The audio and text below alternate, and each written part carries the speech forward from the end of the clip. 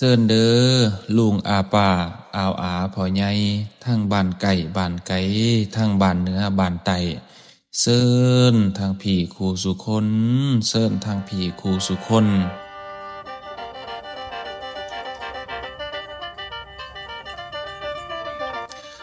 ก่อนเจ้าเดินดันดนมาระวางกลางสนาม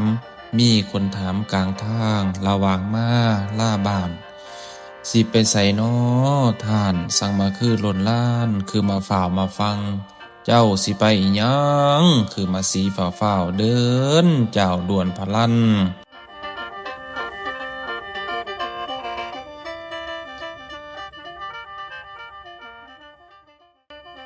มีคนถามเจ้าจังสันเจ้าคงกล่าวแถลงไขบอกว่าไปเอาบุญไปเอาบุญไปเอาบุญห่วมงานเจ้าจ้าตานบัดเจ้ามาถึงงานเจ้าได้ทำบุญแล้วหรือยังน้อพ่อใหญ่หรือยังน้อแม่ใหญ่เจ้าทำบุญแล้วไปเจ้าทำบุญแล้วตีเซิ้นทางพี่ถาแม่นยังเซิ้นทางพี่ถาแม่นยังเอาใจก็ว่าสิตั้งมาห่วมน้อทำบุญอย่าให้สูญความหวังระวางมางานนี้ฝูงสตรีสวยกูคุณโน่และสายหนุ่มพวกที่ยืนเป็นปุ่มพวกที่นั่งเป็นซุ่มอยู่ทางมุมฝ่ายนั่นอยู่ทางแจ๋ฝ่ายนี่เซิ้นมาพี่ครูสุคน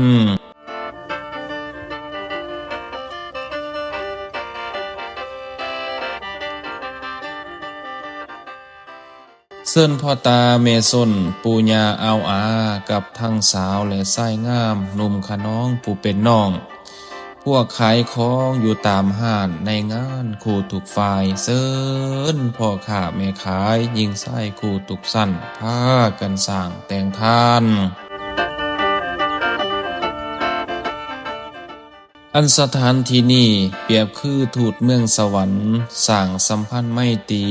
ต่อลุงอาป่าเพื่อสักส่วนพวกเจ้าไปเมืองฟ้าสวรรค์พรหมให้หม่มฟังสร้างความหวังให้พวกเจ้าเอาต้นเข้าสู่นิพพาน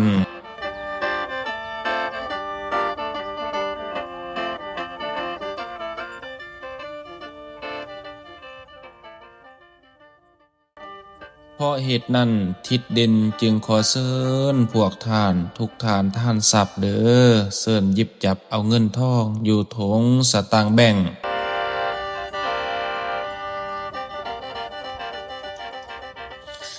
ใบแดงละ10ละ5ให้ผ้ากันโนโปรยหวานท่านศาสตร์นี่บุญ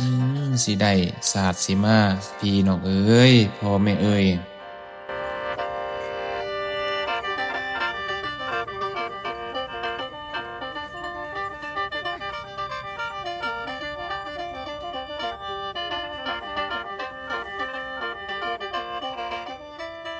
เจ้าอย่าได้อยู่ซ่ามาหาหน่วยบริการมาทำท่านไว้ระวังใจใสมันเดียวใจเจ้าเปผันปีนไปทางไหมเจ้าสิท่านบ่ได้พอใจเจ้าเปลี่ยนแปลงให้เจ้าโจกเอาแบ่งมาท่านทรงหาบุญเพื่อเป็นทุนนำสู้ทรงเมืองฟ้าเป็นนาวาสะพานแก้วบันไดท้องสำหรับไตเป็นปัจจัยจองนาวเฮ้าขึ้นสู่สวรรค์พี่น้องเอ้ย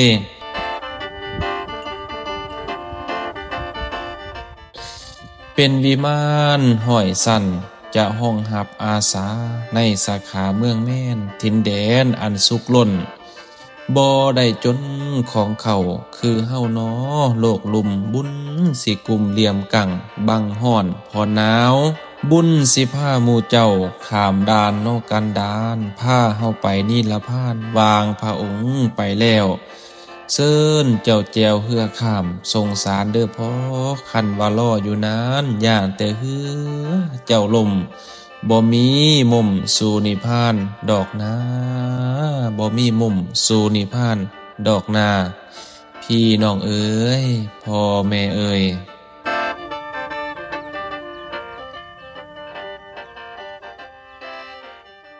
เอาสุขสบายดีเด้อทานผู้ฟังเบิดทุกท่านทุกคนขอให้ทุกท่านอยู่ดีกินแซ่บ อยู่แจบกินนัวขอให้อยู่ดีมีแห้งสุขภาพเข้มแข็งขอให้มีเงินเป็นกองมีทองเป็นหาบเฮ็ดให้ได้แต่งน้อยนาเฮ็ดหน้าให้ได้มันเข่าเจ้าอย่าได้ยากแค้นแสนอยากทางทรัพย์อย่าได้อับปัญญาให้หลังมาคือนำยามเจ้าทำการค้าหากำไรให้ได้ง่ายอยู่สนุกสุขสบายหายจากหมู่พญาติหายโลค่าไข่ห่างหนี้ให้มีแต่ความสุขกายสบายใจอย่าเจ็บอย่าจนอย่ามนอย่ามองอย่าห่องอย่าให้โศกลำรวยอายุมั่นยืนมั่นยืนมั่นยืนเด้อพ่อแม่พี่น้องเอ้ยเอาอย่าลืมกดไลค์เนาะให้กำลังใจกันเอาติดตามในคลิปต่อไปเด้อสำหรับคลิปนี้ทิศเด่นขอกล่าวคำว่าสะมีได้สบายดี